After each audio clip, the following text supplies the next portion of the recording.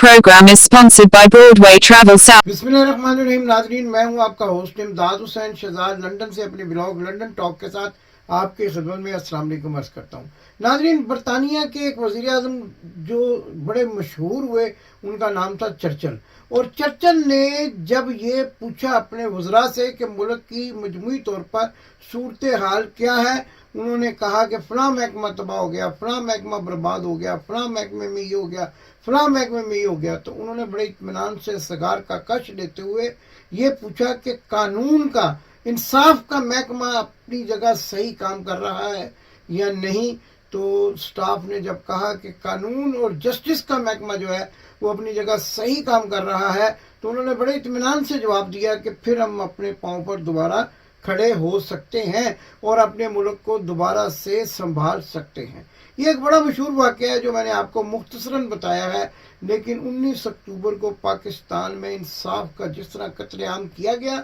और एक भगोड़े को, एक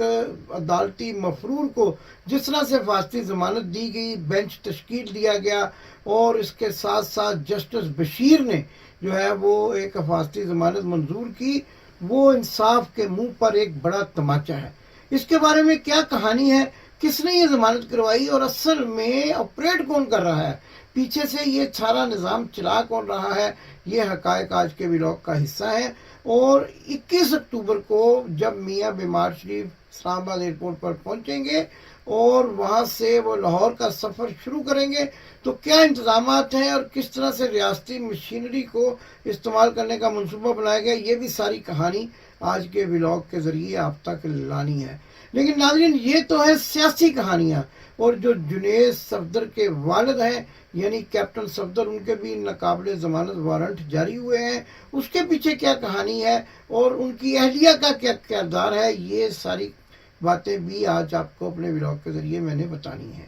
तो नाज़रीन, सबसे पहले इंसाफ की बात करते हैं। कहा यह जाता है कि एक मर्तबा मियाँ बीमार शरीफ उर्फ मियाँ नवाज शरीफ के वालिद मियाँ मोहम्मद शरीफ से किसी ने ये पूछा कि फ़लाँ मुकदमे में आपकी फाउंड्री पर जो है अदालत में एक दरख्वास्त दायर की गई है। तो उन्होंने कहा कोई बात नहीं है, हमें वकील करने की ज़रूरत नहीं है, हम डायरेक्ट जज कर लेते हैं। और आखिरकार उन्होंने यही तरीका अपने बेटों को भी समझा दिया कि वकील करने की बजाय जज कर लेना ज़्यादा बेहतर है। और आज तक उनके बेटे इसी फार्मूले पर अमल दरामद करते हुए हमेशा से जजों को ही खरीदने के ज़रिए अपने मकासद हासिल कर रहे हैं। जस्टिस मलिक अब्दुल क़य्यूम की ऑडियो तो आप सब ने सुनी हुई है, किस तरह से मियाँ शहबाज शरीफ अपने बड़े भाई का पैगाम उस वक़्त के अहम तरीन जज को पहुँचा रहे हैं और वो अमन्ना सदकना कहकर उस बात पर अमल करने का वादा कर रहे हैं। इसके बाद भी कई वाक़यात हैं, कई जजेस जो हैं इन्होंने उनसे मुकमका किया, और जैसा कि आप सब जानते हैं जज अरशद मलिक के साथ भी मदीना में बैठकर क्या डील्स हुई, जिसकी सज़ा मेरे नुक्ता नज़र के मुताबिक आज तक ये भुगत भी रहे हैं। लेकिन हमेशा से इनका नुक्ता नज़र यही रहा है कि अदालती निज़ाम को जो है ख़रीद लिया जाए, मीडिया को ख़रीद लिया जाए। और अब ये एक ऐसा अदारा था जो बहुत ज़रूरी था कि इसको भी सामने आना चाहिए, और ये भी अब मुकम्मल तौर पर नंगा होकर अवाम के सामने आ चुका है। नाजरीन, बड़ी ही दिलचस्प कहानी है कि वकला जो जाहिल तरीन जो वकील अपने गांव से उठकर आकर प्रैक्टिस शुरू करता है, वो बरादरी के बुनियाद पर अपना एक चैम्बर खोल लेता है और फिर इसी बरादरी के बुनियाद पर आगे चलते चलते जज के ओहदे पर भी पहुंच जाता है। तो ये क्या तरीकाकार है जो दुनिया में कहीं भी राइज नहीं है कि जज किस तरह बनाए जाते हैं। इस पर तो बहुत बड़ा जो है कानूनी सुकम मौजूद है, और जजेस जो वकला के नीचे चैम्बर से अपनी बरादरी और अपनी रिश्तेदारियों और सियासी वाबस्तगियों के बुनियाद पर ऊपर आते हैं, फिर उनसे इसी तरह के फैसलों की तवक्को भी की जाती है। लेकिन अब तो असल कहानी कहीं और से चल रही है, कोई और है जिसका नाम इमरान खान कई मरतबा आप सबको बता चुके हैं, यानी डर्टी हैरी और उसके हवारी जो हैं ये सारे निज़ाम को चला रहे हैं। और मेरे मुसद्दका ज़राए के मुताबिक जजिस को हदायत भी दी जाती है, धमकियाँ भी दी जाती हैं कि अगर आपने हमारे अहकामात पर अमल ना किया تو پھر آپ اپنی خیر منائیں، نوکری بھی جائے گی اور جان سے بھی جائیں گے۔ اور جس طریقے سے صحافیوں پر اور جس طریقے سے دوسرے شعبہ زندگی کے افراد پر تشدد کیا جاتا ہے، جج بیچارے تو بڑے نرم و نازک ہوتے ہیں، پروٹوکول کے عادی ہوتے ہیں، ہائی کورٹ سے یا سپریم کورٹ سے نکلتے ہیں گاڑیوں کے جرمٹ میں، سیکورٹی گارڈز کے جرمٹ میں، بیچارے اتنی مار کھانے کے قابل نہیں ہوتے کہ وہ کوئی غلط فیصلہ یا وہ فیصلہ جو پیچھے والوں کے اوپر والوں کے خلاف ہو وہ دے سکیں۔ اسی طرح کا ایک فیصلہ دے دیا گیا ہے، اور میاں بیمار شریف اور میاں نواز شریف کو یہ جو آپ سلائڈز پہ دیکھیں گے بے شمار مرتبہ سپریم کورٹ نے اور اسلام آباد ہائی کورٹ نے مجرم قرار دیا اور ان کو مفرور قرار دیا، نوٹسز جاری ہوئے، اور اب پورے پروٹوکول کے ساتھ ان کو ریسیو کیا جا رہا ہے۔ اور ہماری اطلاعات کے مطابق دبئی میں بھی ان کو بڑا پروٹوکول دیا جا رہا ہے، پاکستان کے سفارت خانے کا تمام عملہ ان کے آگے پیچھے بچھا جا رہا ہے، اور پاکستان عزت و احترام کے ساتھ ایک اشتہاری کو روانہ کرنے کے انتظامات کیے جا رہے ہیں۔ ناظرین، بڑی حیرت انگیز بات ہے، ہم تو یہ سنا کرتے تھے اشتہاری ملزموں کو پکڑنے کے لیے پولیس کی مہم، اور پولیس کے پاس اشتہاری کو پیش ہونا ہوتا ہے، لیکن اشتہاری پولیس کے پاس پیش ہونے کی بجائے عدالت میں جا رہا ہے، عدالت میں درخواستیں دائر کی جا رہی ہیں، اور عدالت ان کو اس بات کی اجازت دے رہی ہے کہ وہ پولیس کے پاس مت پیش ہو اور وہاں پر جا کر اپنی گرفتاری نہ دیں۔ بلکہ میں تو یہ حیران ہوں کہ کئی بڑے بڑے صحافی جو ہیں خاموشی کے ساتھ سر جھکا کر اس بات کی تائید بھی کرتے نظر آتے ہیں۔ رؤف کلاسرا اور انصار عباسی کی مثال آپ کے سامنے ہے، انہوں نے اپنے کل اور پرسوں کے ولاگ میں اس اقدام کی حمایت کی ہے کہ ایک مجرم کو جو ہے، جو سزا یافتہ مجرم ہے، اس کو عدالت میں پیش ہو جانا چاہیے، اور عدالت کو اس کو بھئی سزا یافتہ مجرم جو ملک سے بھاگ گیا ہو، بہانہ لگا کر گیا ہو اور دوبارہ نہ آیا ہو، اس کو سیدھا جا کر پولیس کے پاس پیش ہونا ہوتا ہے اور وہاں اپنی گرفتاری دینی ہوتی ہے، کیونکہ وہ سزا یافتہ اور مفرور اور اشتہاری ہے، اشتہار چھپ چکے ہیں۔ جناب رؤف کلاسرا صاحب اور انصار عباسی صاحب، آپ ذرا غور کیجئے، لیکن آپ کیا کریں گے، کیونکہ آپ کی تو گردنیں جھکی ہوئی ہیں۔ اور ناظرین، مجھے تو یوں لگتا ہے کہ صرف عمران ریاض کی زبان تو سچ بولنے پر کاٹی گئی ہے، لیکن بہت سارے لوگ اپنی زبان کی قوت گویائی سے محروم ہو چکے ہیں، سچ بولنے کی ہمت نہیں رکھتے اور اپنے اپنے مفادات کے لیے جھوٹ بول کر عوام کو گمراہ کر رہے ہیں۔ اس کے ساتھ ساتھ ایک بڑا انٹرویو آج شام کو سامنے آنے والا ہے، بڑی تہلکہ خیز خبر ہے۔ بڑا انٹرویو کس کا ہے میں پہلے بھی اپنے ولاگ میں آپ کو بتا چکا ہوں۔ شیخ رشید جو ہے وہ پاکستان عوامی مسلم لیگ کے اکلوتے سربراہ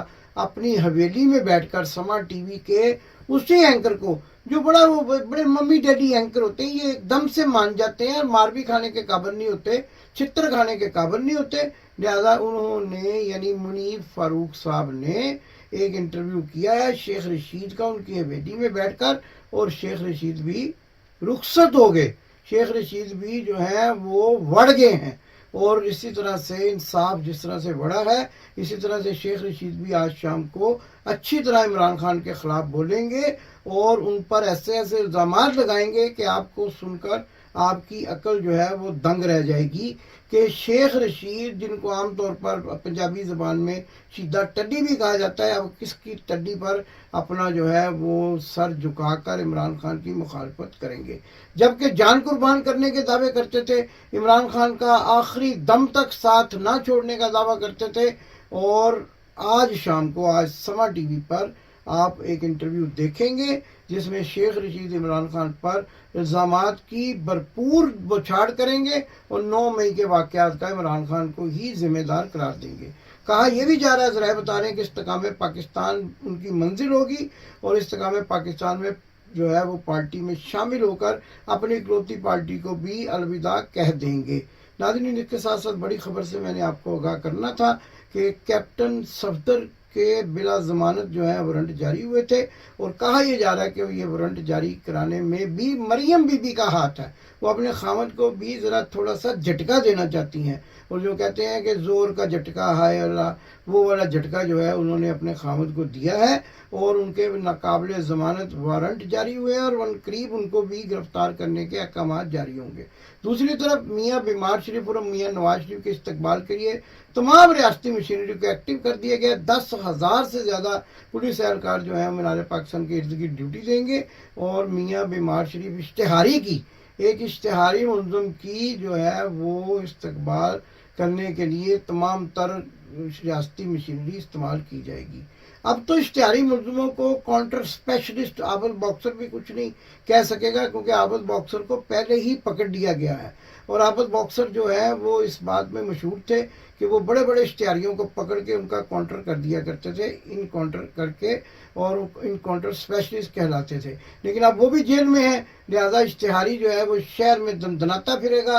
لیکن حیرت مجھے ہر بار یہ ہوتی ہے کہ عوام کہاں سو رہی ہے۔ ناظرین، یہاں یہ بات بھی یاد رکھنے کی ہے کہ یہ وہی اسلام آباد ہائی کورٹ ہے کہ جس نے ایک منتخب وزیر اعظم کو دباؤ میں ڈالنے کے لیے رات کے پچھلے پہر عدالت لگا لی تھی، اور اسلام آباد ہائی کورٹ کے اس وقت کے جسٹس عطر من اللہ رات کو گاؤن پہن کر عدالت کی طرف روانہ ہو گئے تھے، اور پریزنر وین جو ہے وہ عدالت کے باہر کھڑی کر دی گئی تھی، قیدیوں والی وین، اور اس وقت کے وزیر اعظم نہ تو قیدی تھے، نہ ان پر کوئی جرم تھا، نہ وہ مجرم تھے، نہ وہ اشتہاری تھے، نہ وہ مفرور تھے، لیکن ان کے لیے پریزنر وین منگوائی گئی تھی، اور ایک مفرور اور اشتہاری کے لیے اسلام آباد ہائی کورٹ جو ہے بڑکے مار رہا ہے، اور اپنے کالے کوڈ کی دلالی کا جو بھرپور مظاہرہ کر رہے ہیں ججز، وہ بھی کھل کر سامنے آ گیا ہے، اور پریزنر وین کی بجائے جہاز سے پھولوں کی پتیاں برسانے کے انتظامات کرنے کی اجازت دی جا رہی ہے۔